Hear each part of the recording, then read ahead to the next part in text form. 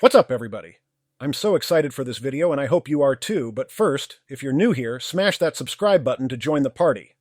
And if you're already part of the crew, show some love with a like. Let's get started. All right, fight fans, get ready for a deep dive into the UFC 310 prelims. We're breaking down 4 bouts that are going to get you pumped for the main event. We're talking Brown versus Battle, Evloev versus Sterling, Luque versus Garimbo, and Reyes versus Smith. We got the fight card basics from Wikipedia, some odds from a few different sources, and just a sprinkle of early predictions. To keep things interesting. And what's really cool about these prelims is that they each show us different stories going on in the UFC. You got rising stars, veterans trying to get back on top, and style clashes that could make some seriously memorable moments. Okay, so let's start with Randy Rude Boy Brown from Jamaica. He's going up against American Brian Battle in the welterweight division. This one's kind of mysterious, though, right? We don't have any odds for this one. Yeah, and that makes it even more interesting to break down without the odds makers telling us what they think. We have to rely on our own analysis of their styles and how they've been fighting lately. So let's put on our analyst hats for a minute. What do we know about these two fighters? What jumps out at you from their records? Well, Randy Brown's a tall striker, known for his reach and keeping his opponents far away. He's coming off a win against Carlson Harris back in July, so he's got some good momentum. Okay, so Brown likes to keep his distance? Yeah. What about Battle? Can he close that gap? Brian Battle's more of a grinder, someone who pushes the pace, wears his opponents down, and drags them into deep waters. He's also coming off a win, actually, a decision victory over Takeshi Sato. So it sounds like we've got a classic striker versus grappler matchup here. Yeah. Do you think Brown's reach will be enough to keep Battle away, or can Battle get in there and rough him up? That's the million-dollar question, and that's what makes this fight so hard to predict. If Brown can use his jab well and keep Battle on the outside, he could totally pick him apart. But if Battle gets close enough to get past that jab and pushes Brown against the cage, it could be a whole different fight. You're right, and that's something you, the listener, should watch out for. Those early exchanges are key. Can Brown set up his range, or will Battle take control of the pace? It's all about who can execute their game plan better. And that's super interesting to watch, especially in the welterweight division. It's known for its mix of styles. Absolutely. Okay, let's switch gears and talk about our next matchup. Movsar Evloev versus Aljamain Sterling. This one's at featherweight, and it's got some serious implications. We got former bantamweight champ Sterling moving up a weight class to take on the undefeated Evloev. That's a bold move. It is, and the odds makers are definitely paying attention. Evlo's the favorite right now. Odds are from like -230 to -258, while Sterling's at +190 to +210. It shows how much people believe in Evloev's undefeated record, but you can't count Sterling out. He's a former champ. He's been there before. Yeah, Sterling might be the underdog here, but he's worn that championship gold, and he knows what it takes to win at the highest level. Also, I got to wonder, could moving up a weight class give him an advantage? Maybe he feels stronger faster? Yeah, that's definitely possible. And don't forget about the mental side of things. Moving up in weight could give Sterling a whole new sense of purpose and motivation. He's stepping into uncharted territory. And sometimes that can really light a fire under a fighter. Right. Let's talk about Evloev for a second. Yeah. 18 wins, 0 losses. He's a beast. What makes him so dangerous? Evloev is like a textbook example of a well-rounded fighter. He's got a strong wrestling base, which he uses to control the fight and wears opponents down. But he's not just a wrestler. He's developed some serious striking power, too. So he's dangerous standing up and on the ground. Okay, so he's a two-way threat, and he doesn't make many mistakes. Which is huge at this level. So we've got this incredibly well-rounded prospect with a dominant style going up against a former champ who's known for his heart, his resilience, and his ability to adapt. Exactly, and I think that adaptability will be key for Sterling in this fight. Can he adjust to Evloev's style, find a way to disrupt his rhythm, and force him into uncomfortable situations? If he can, we might see some cracks in that perfect record. That's a great point. If Sterling can make Evloev fight his fight, that could be a game changer. Yeah. But if Evloev controls the pace and dictates where the fight goes, it's going to be a long night for Sterling. Absolutely. This one could be a real chess match, a battle of wills. And I can't wait to see how it plays out. It's a clash of styles and experience. It really shows what MMA is all about. I totally agree. Speaking of clashes, let's move on to a fight that's seen a major shakeup. Vicente Luque versus Themba Garimbo. This one's got a backstory almost as interesting as the fight itself. Oh, absolutely. Yeah.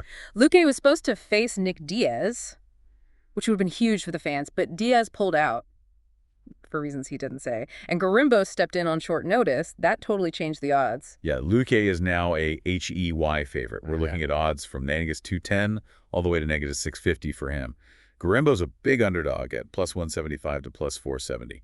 It's a crazy swing. And it makes sense from a betting perspective. Luque's a veteran with knockout power that's, well, let's just say it's legendary. Garimbo's talented, no doubt. But he's stepping in with not a lot of time to prepare. All right, so is this just a case of an experienced fighter taking advantage of a late replacement? Or could Garimbo channel that underdog energy and pull off a huge upset? We gotta admire Garimbo for taking this fight on such short notice. It takes guts. And let's be real, sometimes that underdog mentality can be dangerous. He's got nothing to lose and everything to gain, which makes him a really unpredictable opponent. I see what you mean. Yeah. He doesn't have the weight of expectations on his shoulders, so he can just go out there and swing for the fences. But on the other hand, he's facing a very dangerous opponent in Luque. This is a guy who's finished 13 of his 21 wins by knockout. That's a scary stat. It really shows you how precise Luque's striking is. Yeah. His ability to end a fight in a split second. And it's not just his striking. He's a black belt in Brazilian Jiu-Jitsu too, so he's a threat wherever the fight goes. So for Garimbo to pull off this upset, he's got to bring the chaos, right? Pressure Luque, disrupt his rhythm, and hope to land a lucky shot early on. Because if he lets Luque settle in, it's probably lights out. Exactly. He needs to turn this into a brawl, make it messy, and force Luque out of his comfort zone. It's a long shot, but we've seen crazier things happen in the octagon. Okay, let's move on to our fourth and final prelim bout. Dominic Reyes versus Anthony Smith. Light heavyweight clash. And both these guys are trying to bounce back from some recent losses. They've both faced some of the best in the division, so this one should be a real grinder. This is one of those fights that might fly under the radar for some fans, but it could totally steal the show. Reyes is coming in as the favorite at -340, while Smith is the underdog at +270. Interesting. Why do you think the odds makers are favoring Reyes in this one? Well, Reyes has gone toe-to-toe with some of the biggest names in the division. John Jones, Jan Blachowicz. And yeah, he's on a 3-fight losing streak. But those were against top-tier guys. He still hits hard, and he can end a fight at any moment. Yeah, that's a good point. He's got that one-punch knockout power. That can change everything. But let's not forget about Anthony Smith. This guy's a former title challenger himself, and he's got wins over some big names, too. Oh, for sure. Smith's known for being tough and for finishing fights both standing up and on the ground. He's a true veteran, a real warrior, and he's always dangerous. It's a crossroads fight for both of these guys. A win puts them back in the mix, but a loss could send them tumbling down the rankings.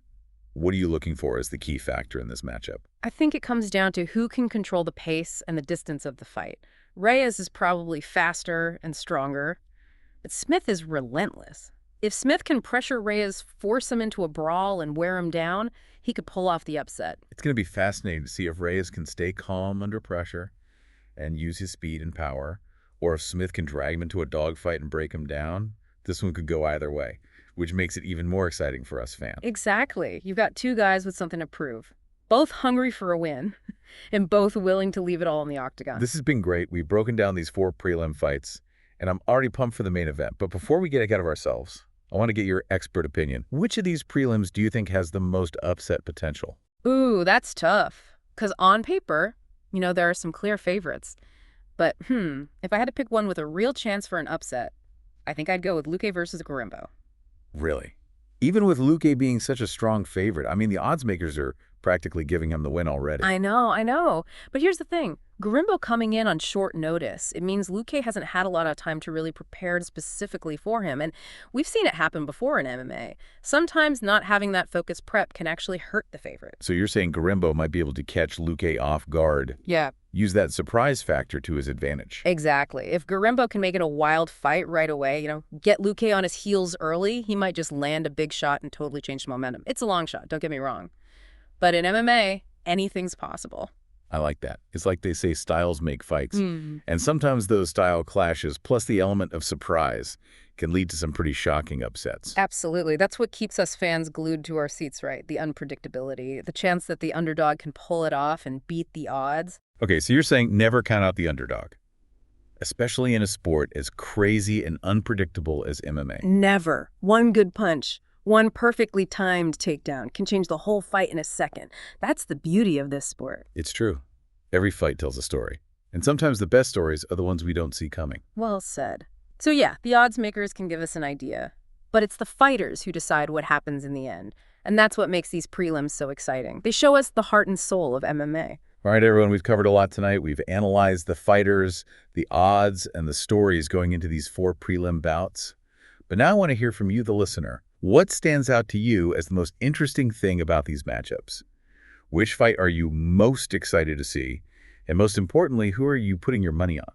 Because remember, these prelim fights, they're just the appetizer. UFC 310 is packed from top to bottom, with potential fight of the night contenders and huge title implications across a bunch of divisions. Exactly. So as you're watching these prelims, keep that bigger picture in mind. Think about how these early fights might affect the main card, how a fighter's performance could impact their future in the UFC. A dominant performance on the prelims can launch a fighter's career to a whole new level. And on the other hand, an unexpected loss can have a ripple effect that we might not even realize until way later. It's all connected. Every fight matters. Every win and every loss can change the whole landscape of the division. That's the beauty of MMA. It's constantly changing. And we as fans get to see that evolution happening right in front of us. So as you get ready to watch UFC 310, remember, you're not just watching fights. You're seeing the stories of these athletes unfold. And who knows? Maybe one of these prelim fighters will be headlining a UFC event soon. All right, folks, that's our deep dive into the UFC 310 prelims. We've given you the info, the analysis, and hopefully some food for thought. Now it's your turn. Make your predictions and enjoy the fights. And as always, keep researching. There's always more to learn about these fighters in this amazing sport. We'll see you next time for another deep dive into the world of MMA. Yeah, it's tough to say. I mean, you look at the matchups on paper, and there are some pretty clear favorites. But if I had to pick one where I could see a big upset happening, I got to go with Luque versus Garimbo. Oh, wow. You really think so, even with Luque having such a huge advantage in the odds? Yeah, I know the odds makers are basically handing Luque the win. But think about it. Garimbo taking this fight on short notice. It means Luque hasn't had much time to game plan specifically for him. We see this all the time in MMA. Sometimes that lack of targeted prep can actually work against the favorite. I see what you mean. So Garimbo might be able to catch Luque by surprise, kind of use that element of surprise as a weapon. Exactly. If Garimbo can come out strong and make it a wild fight right off the bat, get Luque on his heels early, he could land a big shot and totally flip the script. It's a long shot, of course. Yeah. But hey, this is MMA. Anything can happen. I love that. It's like they say styles make fights right. And sometimes those stylistic clashes, combined with a little bit of surprise, can make for some seriously crazy upsets. Totally. That's what keeps us coming back for more. That unpredictability, the chance for the underdog to rise to the occasion and defy the odds. It's true. So basically you're saying never count out the underdog, especially in a sport as dynamic and unpredictable as MMA. Never. One well-placed punch, one perfectly timed takedown can change the entire fight in a split second. Yeah, you never know what's going to happen. That's the magic of this sport. Absolutely. Every fight tells a story. And sometimes the most compelling stories are the ones we least expect. Well said. So yeah, the odds makers might give us a general idea, but at the end of the day, it's the fighters themselves who determine the outcome. Couldn't agree more. And that's what makes these prelim fights so exciting. They give us a glimpse into the heart and soul of MMA. All right, everyone. We've covered a ton of ground tonight. Analyzed the fighters, looked at the odds, and explored the storylines heading into these 4 prelim bouts. But now I want to hear from you, the listener. What do you think is the most intriguing factor in these matchups? Which fight are you most excited to see? And who are you betting on? Remember, these prelim fights are just the beginning. UFC 310 is absolutely stacked from top to bottom, with potential fight of the night contenders and title implications across multiple divisions. Absolutely. So when you're watching these prelims, keep the bigger picture in mind. Think about how these early fights might set the stage for the main card. How a fighter's performance tonight could affect their future in the UFC. Yeah, a dominant win on the prelims can really launch a fighter's career, and a surprising loss can have a ripple effect that we might not fully understand until much later. It's all connected. Every fight matters. Every win, every loss has the potential to change the entire landscape of the division. That's what's so cool about MMA. It's a sport that's always evolving, and as fans, we get to witness that evolution happening right in front of us. So as you settle in to watch UFC 310, remember you're not just watching fights. You're watching the stories of these athletes unfold. And you never know. Maybe one of these prelim fighters will be headlining a future UFC event before you know it. All right, folks. That wraps up our deep dive into the UFC 310 prelims. We've given you the information, the analysis, and hopefully something to think about. Now it's time for you to make your predictions. And enjoy the fights. And as always, keep researching. There's always more to learn about this amazing sport. We'll catch you next time for another deep dive into the world of MMA.